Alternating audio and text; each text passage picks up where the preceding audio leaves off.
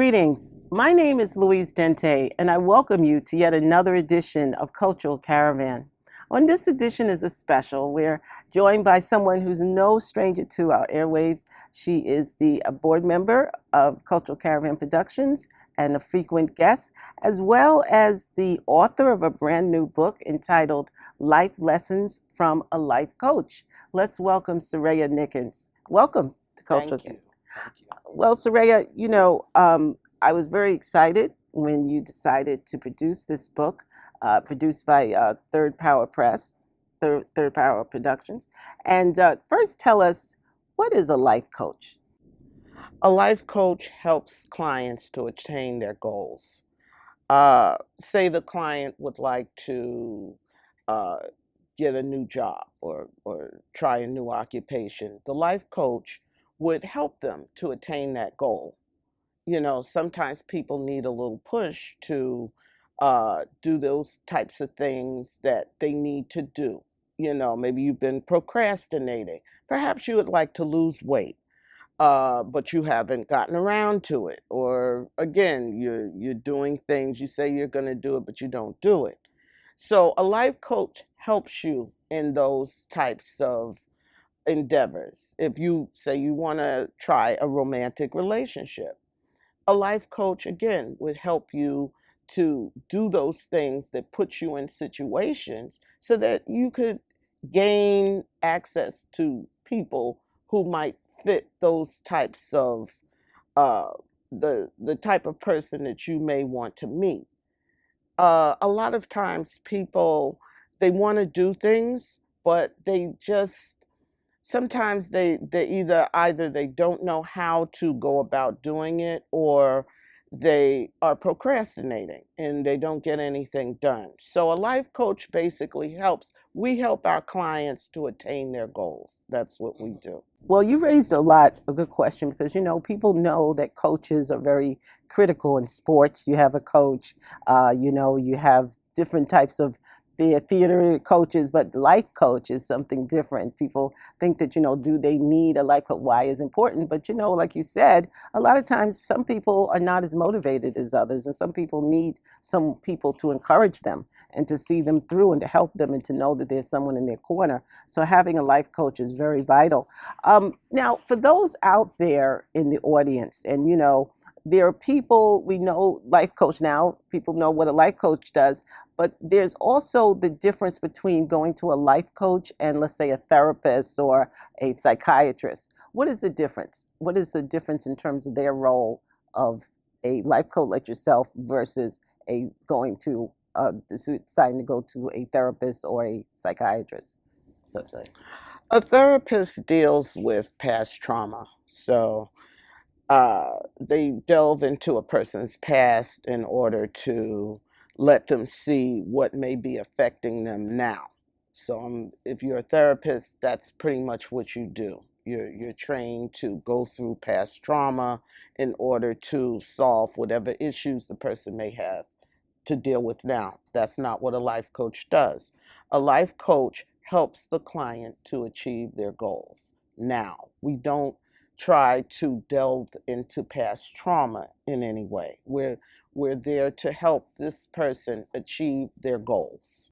exactly. So for those in the audience who may be having certain issues that are stem from childhood or stem from traumatic experience in their adult life or whenever, they may need to go to a therapist that needs to give them, to work with them one way, whereas someone who, let's say, is having a hard time nailing the right job, or having a hard time finding the right mate or partner, or something else, that's where they would go to someone like yourself, right? Yes, Okay. that's the difference. In terms of your book, you actually do have some case studies where you have some cases where of circumstances where I guess you, or maybe have done. Tell me about what some of your experiences have been and how it worked its way into this book. What the book is about are case studies that I have actually had with clients, and together we have walked through the issues that the client has had, and as you see in the book, it's been resolved usually to the client's satisfaction. And I wanted to write the book because people have different types of issues they have to deal with. And so it gives the reader an idea of what a life coach would have to go through with clients. There are different cases, different things that people, different issues people have to address. And I'm glad that in each of the cases, we were able to resolve the issues of the client satisfactory. So give me an idea, just for the audience out there, to get a sense of some of the interesting cases that you share with us in this book. Give us one that you feel you'd like to share with the audience. There was one in particular in the book where the client was very dissatisfied with their job, and they were not being their best selves on the job. And basically, me and the client went through um, things that could help this particular client uh, move on. First I had to make sure that the client was not, it was something that absolutely would not be resolved by staying in that particular situation. And as it turned out, that it wasn't. But the client was able to um, get resource things that they had in the past pushed aside, but as it turned out, something that they didn't think was going to work out did work out, and it worked out to their favor. So I go through what the person um, went through, how they resolved their situation and got themselves on track. hmm Now, I noticed the way in which you wrote the book. It's also like a workbook too. So someone can actually use this, and actually, there's areas where they can actually jot down their thoughts and how they resolve it, to really keep a record of things, which is a really great thing, because so much is going on, particularly as a result of this pandemic and COVID and all the emotional and things that people are going through these days. People, just seeing their whole world seem to be turned upside down in a matter of, days, and how people are really trying to cope. So dealing with coping skills is so critical, in terms of how do people cope when their whole world, when I say that, in terms of just the fact that, we have to dress a certain way, we have to wear a mask, we have to do this, we do that. The way in which we connect is changed. So how do you deal with people who are just dealing with living under a totally new world, so to speak, in terms of how we deal each other, communicate with one another, and so forth? Well, there's also a situation in the book where someone had a situation that really turned kind of upside down on them. And we walked through that. Sometimes you just have to put one foot in front of the other, and just step by step go through things. These are difficult times for people. They're very stressful times. And so you really have to think things through and not try to rush anything, because it can be very difficult. I try to let my clients know that it's okay not to be sure of what to do. Sometimes you just need to sit back and think about things and think about how you're going to work through a situation. And that's part of the things I do with the clients. We come up with ideas of ways of moving forward through difficult or technical situations that sometimes seem a little daunting, but sometimes when you brainstorm and you together, we can come up with ways to address the situation and get the client on track to where they need to go. I think knowing that people have someone they can call, non-judgmental, who can actually give them constructive suggestions and support is so critical to it, and that confidence, the trust, all that is so important, and knowing that there's someone that you can turn to, you can talk to. Certainly, we have our family, we have our friends, but sometimes there are things that you may not necessarily want to divulge or talk about to family members. You may want to talk to someone who's uh, a caring professional that will keep will be able to give you constructive feedback and support. And so that's what I think of when I think of the role of uh, a coach. Um, Basically, have there ever been any situations that you found most challenging in your professional life in terms of what you do? One of the clients was, in a situation where they were not getting along with family members, and it was a difficult situation. But thank goodness, in the end, after I came out there and helped them out, they were able to uh, totally turn the situation around, get themselves on track, and do things that were to their own betterment. That's one of the situations that I'm happy about. That, sometimes people are in situations where, they're emotional, um, things aren't working out. But sometimes, if you have a different voice that can speak to different issues, people are able to see things from a different perspective and work things out that in the past they weren't able to work out.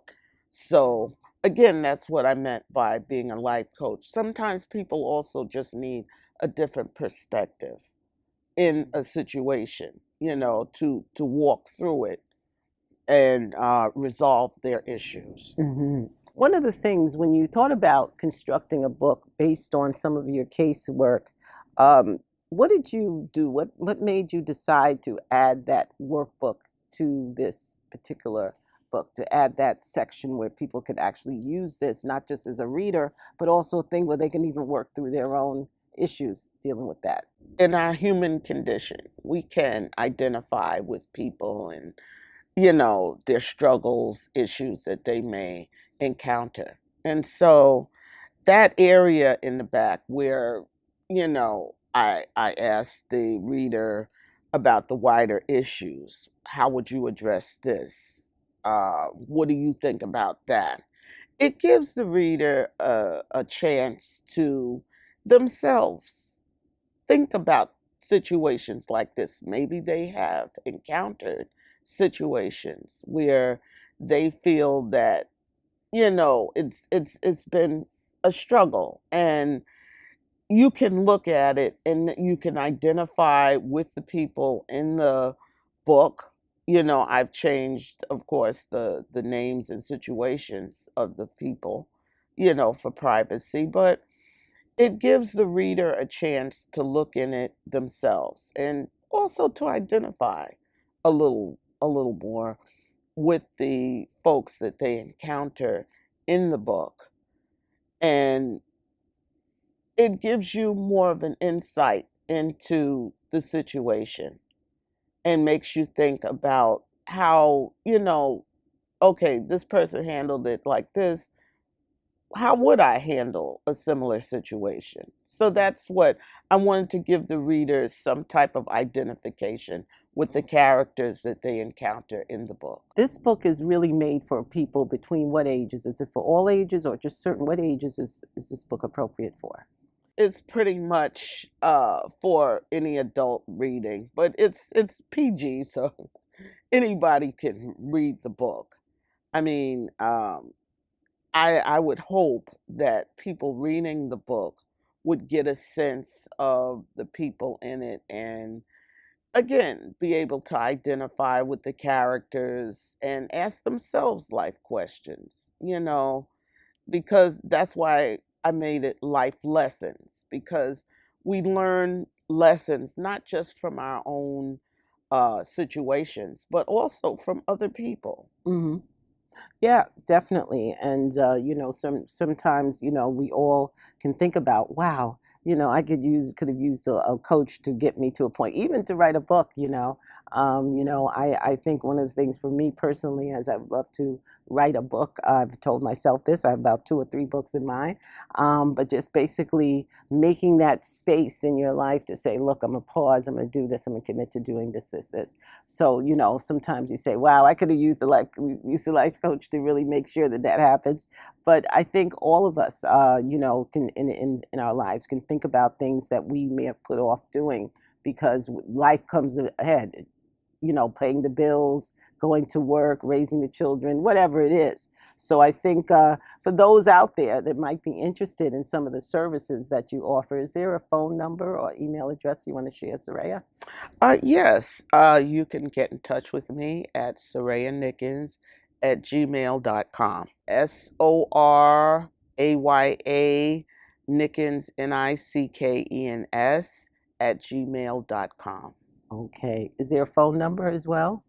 You can get in touch with me through the email and we can proceed from there. Okay, great. So that's great, because so many, I'm sure there are people out there who could certainly benefit, or if they want a copy of this wonderful book, Life Lessons from a Life Coach by Soraya Nickens, there's also a way, how can people get the copy of the book? They can get it from Amazon. They can get it from barnesandnoble.com. Basically, you can order that book can pretty much be ordered from bookstores. Hmm. Okay, so they can see the title and they But can order. but definitely Amazon and Barnes and Noble. Hmm. Well, just again, when we think about that importance, and particularly now that a lot of people are going through different situations where they can use the support of a professional in terms of helping them work out some of the stress and concerns, whether it be a psychiatrist, psychologist, or in this case, a life coach who can basically help them to achieve. Because as I said, this whole pandemic has thrown people's reality up in the air. People are questioning whether they're going to go to what type of career they're going to do, what type of this, that. So, having someone like yourself to kind of guide them through, to kind of help them work through that is so critical. So we encourage people to consider some of the opportunities that Soraya has given, whether it be to purchase the book or to reach out to Soraya particularly. But certainly, we really want to thank you, Soraya, for joining us and sharing with us your book, Life Lessons from a Life Coach.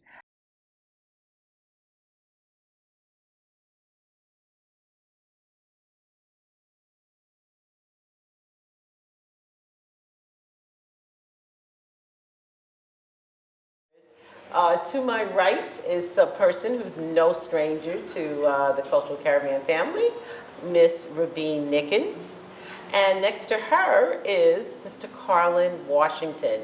Welcome to Cultural Caravan. Thank you, Louise. Thank you. Most of us know Rabine has been here as a host, but they don't know that Rabine is an educator who has been working as a teacher and administrator for a number of years, and also we're joined by you, Carlin. You also are a veteran educator administrator. Yes. With the Department of Ed, and so we're very happy to have both of you, and Robin wearing her educator administrator hat. I was very inspired by a book that both of you wrote, an article, a book entitled Racially and Ethnically Diverse Women Leading Education, where you both wrote an article entitled Authenticity and the Female African American School Leader. In that book, you talk a lot about various aspects of leadership. But before we go there, I just want to ask yourselves a question. As leaders, as educational leaders, how did you embark upon this research? Carlin? Well, I've been doing work with Rabine in the Department of Education for the past 5 years, and Rabine was actually presented with the opportunity to write for this book, and she invited me to co-author with her. I was familiar with a few female principals, very strong leaders, and Rabine is a very strong writer, and so we pulled our resources together to do some of this work together. And I'll let Rabin talk about the inspiration behind the ideas and the topic behind the book. Yeah, and Carlin's right. I mean, it definitely was a collaboration. The editors of the book, Terry Watson and Tony Normore, are both higher education professionals themselves, wanted to create a forum for female and male scholars to actually collaborate on research, which they've never done before, or don't do as often as they should. And I think one of the things that we both noticed, just from experiences as well as based on research, was that you had this trend where statistically African American women actually pursue leadership roles more than women of other groups. However, they're also more likely to feel the need to change their personas in order to succeed. So for example, there was a 2015 study by Essence Magazine that noted that 80% of African American women felt they needed to change the way they speak, their ideas, their dress even, in order to succeed, compared to more like 60% of non-Hispanic white women. So why was this? Why was this phenomena happening? And could we relate it to the field that we're familiar with, which is education? Because most of the research was based on, the corporate field, nonprofits, things of that nature. Now, you mentioned something about, and I know you refer to as shifting, as people say, that, and particularly, and as I mentioned, we talked, that the whole perception that as a person of African ancestry in a particular position, sometimes you feel the need to adapt. People adapt maybe the way they speak, the way they do things. Like, for example, you don't use the slang or the quote-unquote Black English or the Creole, the patois. You're because of what? You want to fit in. And certainly, I see the topic, and that's what fascinated me, could really be discussed by any particular industry, whether education, a big business. It's definitely something that impacts us all. Now, let's talk about some of the things, as you started to do the research, Carlin, what were some of the challenges you faced as you were trying to really unlock this information? So it's interesting. You have, there's a lot of Black female principals, but a few of them were a little hesitant to speak to us because they didn't know where this information was going to go or how they were going to be portrayed in this book. And so we found it challenging because we reached out to about, how many people did we reach out to, Rabin? I'd say at least 25. At least 25 people, and then we had 9 respondents who said that they would agree to speak to us. And so that was a challenge of itself, that so little research out here, and we wanted to get as many perspectives as we possibly could. And so that was the most challenging part about it. And Rabin and I met on several occasions to pull together some of the information that was gleaned from our conversations and our interviews, and trying to understand exactly what is connecting these women together. And so I think those were the most challenging parts, is people reluctant to speak to us and also trying to piece together the different conversations that we were having to create this book. Give me an idea of the range of experiences that these women had as educators. How many years are we talking about collectively? So you had one principal who had only been in leadership for 2 years, and you had another principal who had been a principal for about 20 years in the same building. And so it ranged and it varied, and the responses from the novice principal definitely differed from the one that was more experienced. Rabin, what did you find? Yes, and they also ranged in terms of age. I mean, we had administrators that were as young as 29 and some as old as in their 60s, from elementary to middle school. We didn't, get to focus as much on high school. And I just want to note that just that term shifting, that term was not coined by us. That was just to give credit to Dr. Shorter Gooden and Ms. Cherise Jones. Yes, who did a study and a book that's based on that. But they gave a word for that whole idea of you having to feel like you can't be exhibit your genuine behaviors that you feel more comfortable with, and then to kind of put on a mask, as they say, and to do something else. So, when we actually approached this research and talked to these women, that was some of the information that we presented them with. Like, okay, so here's what we found out in other industries. Is that the case for you? And if so, how do you deal with this? Mm-hmm. Now, in addition to that, what were some of the trends that you uncovered as you started to really peel the onion and see where they're heading? What were some of the trends? Anyone like to? I would say for the most part, these women were very mission driven. They felt it was their calling to be educators, and what propelled them into leadership was the fact that they didn't see it happening while they were teachers or paraprofessionals or teacher assistants. And so they wanted to get into leadership so that they can create a school where they felt that children would be welcome, and that they wanted to show that I can be a leader as well. You know, leaders don't just have to be white men or white women, they can be black females as well. And you know, I'm a former social studies teacher, and I think back to Harriet Tubman, who was one of my most favorite people in history, a woman who was not very educated, but she possessed all of these same skills that these principals had. You know, she was unapologetic. She was very mission driven. She did exactly what she wanted to do. She didn't worry about anybody trying to get in her way. She was never caught. Nobody ever stopped her from doing what she needed to do. And so thus, you know, what I found to be very similar with these principles is that, you know, this black female leadership has been around for years and years, but nobody really talks about it in that way. Most of the information about black women is about how they're not doing well or what's wrong with the black community. And so, you know, this is what we found from women that we interviewed. It was a beautiful thing to listen to their stories. Now, you also talk about some of the things that black women in leadership can do to ensure their success. Carlin, what are some of those things they can do? Well, they just have to stay true to themselves. You know, you came into education for a reason, because you wanted to educate children. You want to help to construct America's future and everybody else's future for that matter. And so just stay true to your mission. You know why you came into this game, so to speak. And so do what you signed up to do, and then you don't have to worry about that. Everybody's going to have a conversation. Everybody's going to have a criticism of you, but you can't worry about that. You have to be unapologetic in your work for our children, because at the end of the day, either we're going to take care of them now, or we're going to have to take care of them later. And so if we signed up to take care of them now, then we should do that. And so I think that's one of the ways that they can do that. And they also have to stop worrying about what they're looking like and what the perception is that they carry. You know, to piggyback on Rabin's point, you know, one of the stories is that you had a principal who served predominantly lower income families. Students were coming from public housing. And so when she walked into these projects with her suit on, then people would say, oh, you think you're too good, or you think you're too pretty. So she says, fine, I'll put on some sweatpants and I'll put on some sneakers, and then I'll come over here. I'll still have the same message. Your child needs to come to school. And so you have to be unapologetic and stay mission-driven. Utilize your support systems around you, your family, your friends, your spouses, your partners, and do what you set forth to do. And again, I want to credit the work, which is Racially and Ethnically Diverse Women Leading Education. And I want to thank you both for joining us.